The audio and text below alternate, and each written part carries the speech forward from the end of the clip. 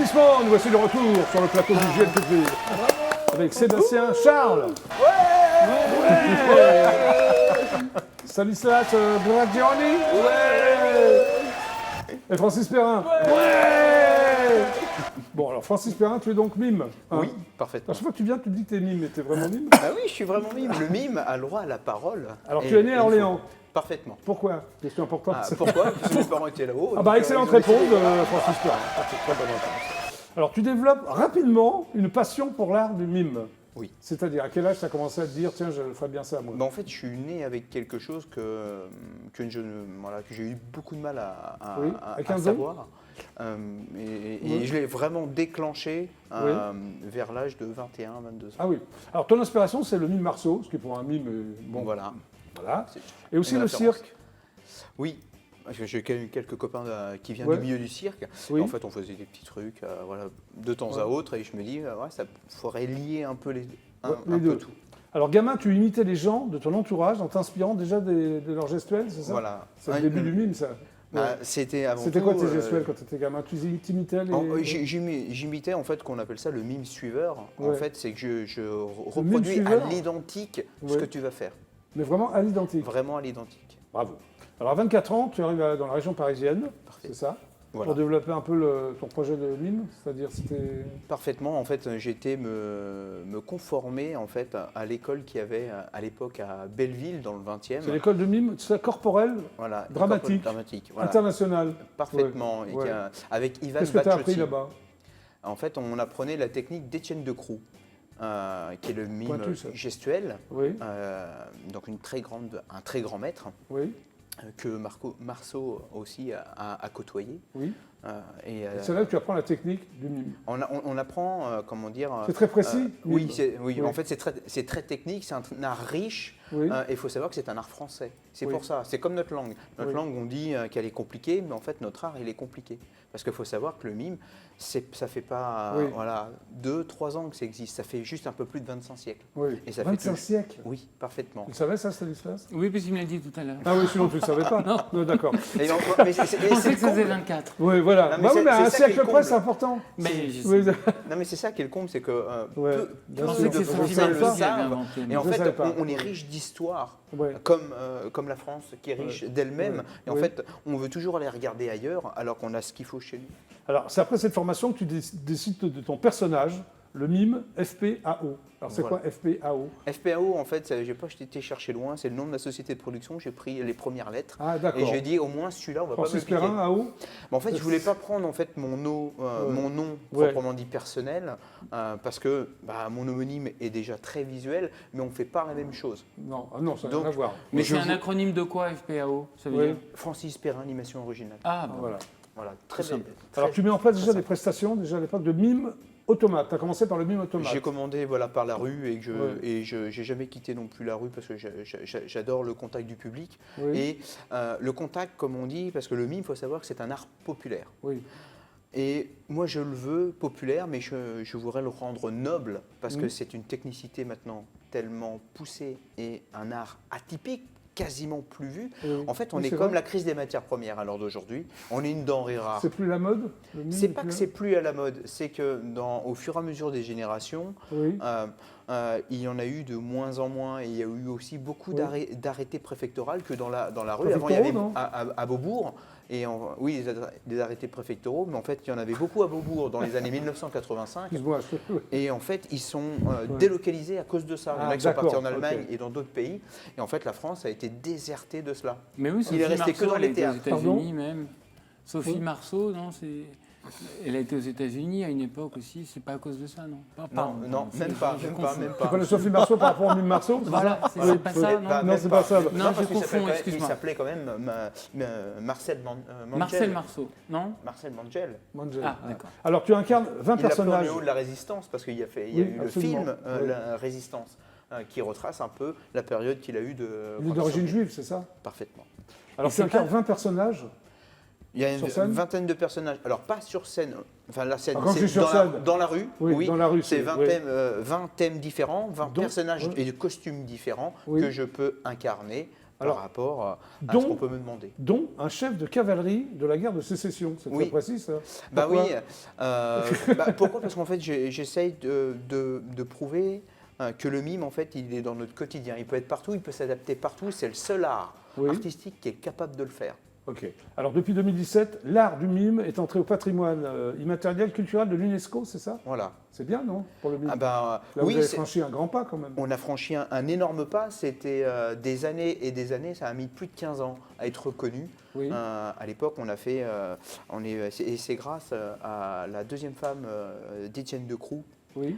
qu'on a réussi à faire cette envolée, Oui. parce que c'est quand même plus qu'une envolée, c'est c'est bien pour énorme, vous, enfin, parce que là on est pour la rentré quand profession. même Oui. comme la baguette de pain, Oui. et comme le béret, maintenant l'art D'accord. français est reconnu comme tel. Alors, 5 grandes techniques pour le mime. Voilà, 5 courants. Il y a le mime corporel, c'est ça? Il y a le mime corporel qu'on peut Le mime appeler pantomime. aussi le théâtre Ouais. gestuel, D'accord. Voilà. Le mime automate. le mime C'est ça. automate, Le mime suiveur, statue, c'est quoi? C'est le ce mime que tu faisais suiveur. quand tu étais petit? Voilà, parfaitement. Et le mime statue. Donc, c'est Mime là, c'est statue. le- On ne bouge plus. Ouais. Et la pantomime. C'est très Oui, dur, salut. ça. C'est plus dur de ne pas bouger, non? Oui, ça va être le plus dur, ce que j'allais dire. En fait, Non c'est une sorte de méditation où il faut faire corps avec son esprit et savoir se dissocier. Alors, le monde d'aujourd'hui, c'est un nouveau spectacle. Voilà, qui a complètement un peu rien à voir. Il reprend Alors- vraiment les grands thèmes, Alors, les grands thèmes de sont nouveaux. société à l'heure Oui. d'aujourd'hui et l'écologie, parce qu'il est un peu Ouais. plus engagé sur le monde actuel, sur la planète, Oui. où je parle, du moins je démontre visuellement Oui. la pollution de l'océan. Très bien. C'est-à-dire qu'à l'heure d'aujourd'hui, on Donc, va c'est se un baigner dans la fibre spectacle- de plastique. Excuse-moi, c'est un spectacle engagé, alors. Il est engagé Oui. parfaitement sur les grands faits, sur ce qui nous arrive au Alors, quels sont quotidien. les personnages que tu incarnes sur scène? Alors là, ce que j'incarne, Non, en c'est dans fait, le c'est spectacle. un mime, on va dire, d'allure burlesque, Oui. dramatique, qui va s'engager Oui. sur différents portraits. C'est-à-dire que je vais simuler, Oui. on va se retrouver à la plage, et j'ai envie d'aller dans l'eau, tout bêtement, comme monsieur tout le monde. Il Voilà. est à la plage, il veut aller dans l'eau. Seul problème, c'est que je vais Donc, tu- ressortir différent. Ok. Je vais ressortir avec une fibre de plastique partout, c'est-à-dire donc pollué. Un peu le... Ah Parce oui, que- d'accord. Ok. Parce Très qu'il bien. faut savoir que si vous buvez Oui.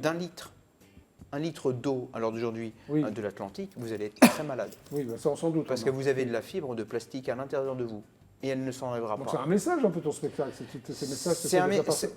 c'est un message, en fait, c'est une prise de conscience. Je vais faire le rapport entre la conscience et l'inconscient, que quand on va sortir de ce spectacle-là, c'est est-ce que je le veux encore ça demain pour Ok. mes enfants ou pour moi-même?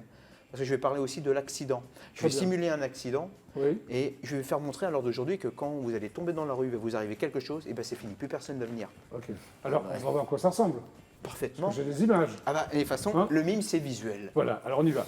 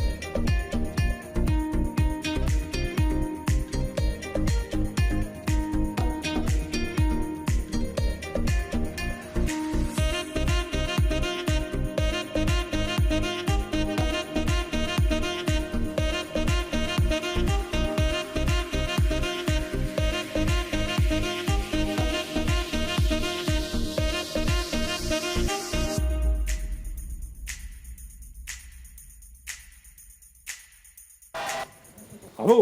Bravo. J'adore. Donc, c'est ton nouveau spectacle qui s'appelle Un monde d'aujourd'hui. Le monde d'aujourd'hui. Le monde, pardon. Voilà. Très bien. Stanislas, C'est à nous. Jackie. Applaudissements. Merci.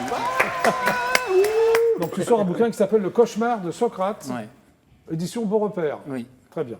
Bon, avant de parler du bouquin, on va parler de ton parcours, parce que tu as un parcours un peu atypique, tu fais plein de choses. Allons-y. L'air de rien, hein. Oui, oui, alors plein de Non, choses alors, différentes. oui, Oui, oui, oui, non, oui. oui. Ça, j'ai vraiment Oui. fait. Alors tu es donc scénariste, c'est ça, Oui. réalisateur, Ouais. formé à la prestigieuse Teach School of the Arts de New York University. Absolument. Qu'est-ce qu'on y apprend là-bas?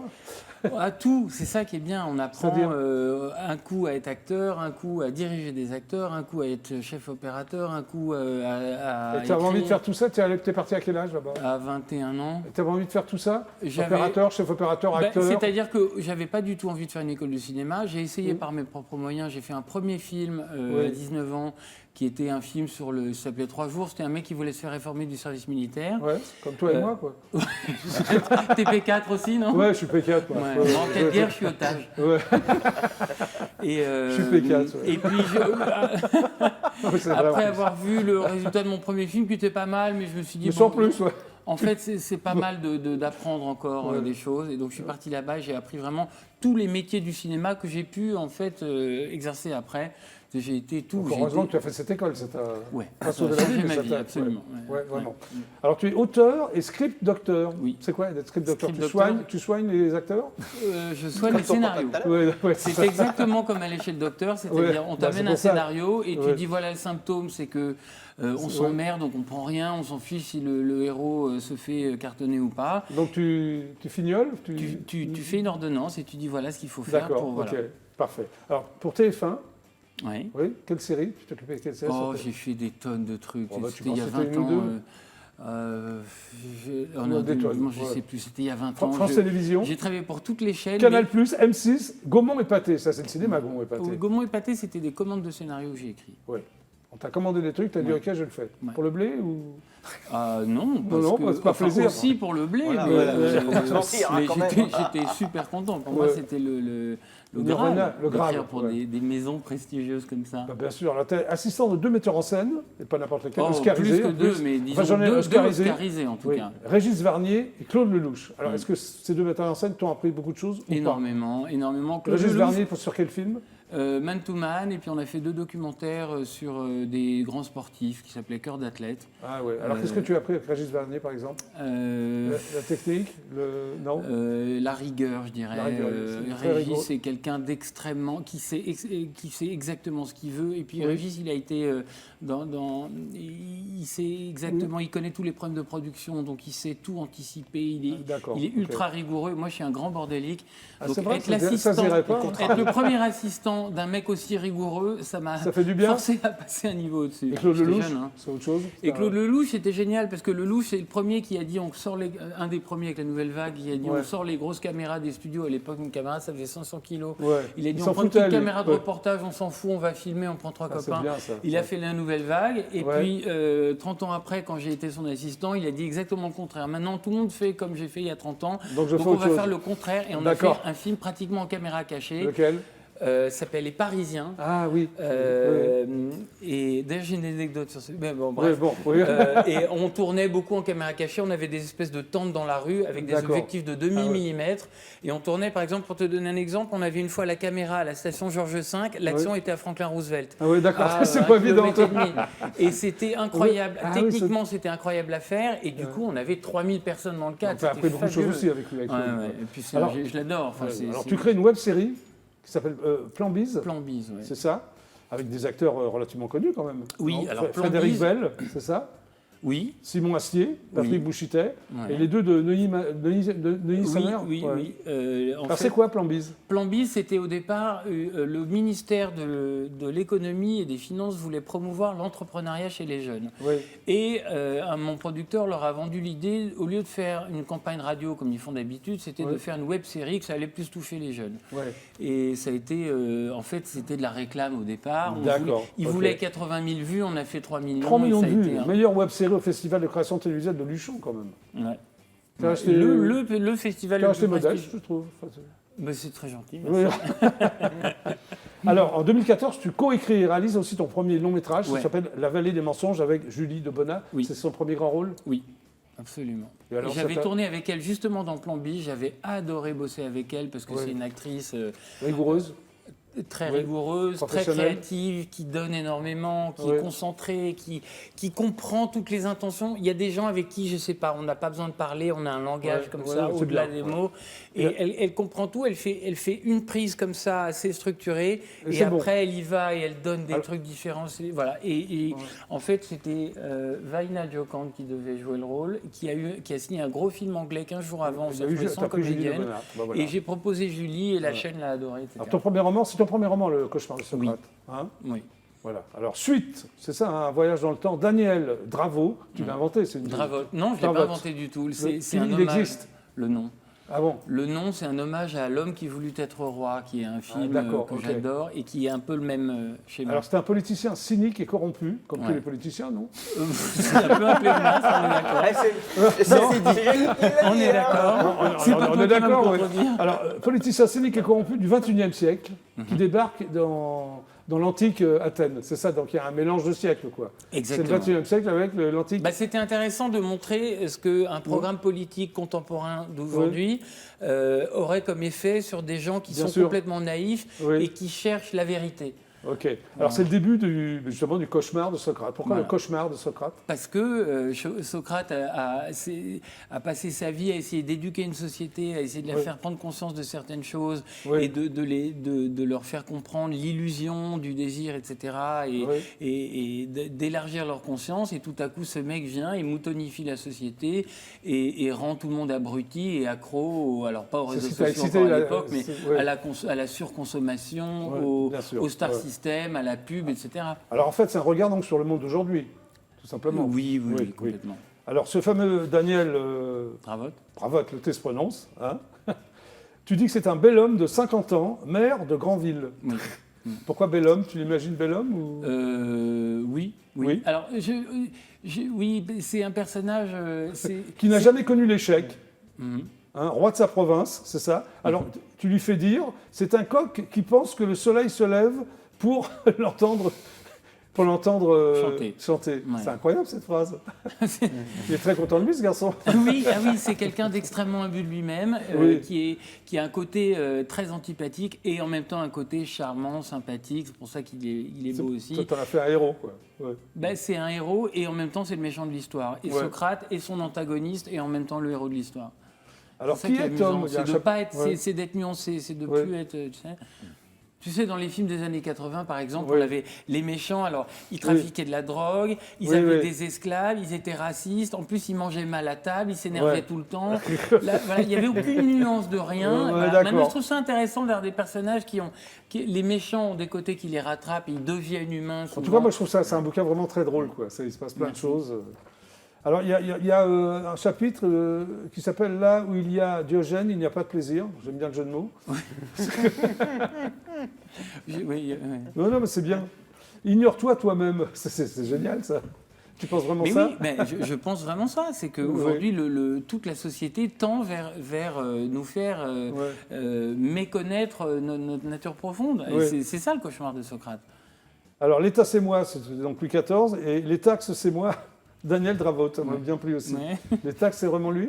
Les taxes, oui, c'est parce que la seule réponse à sa gestion désastreuse, c'est d'augmenter les impôts.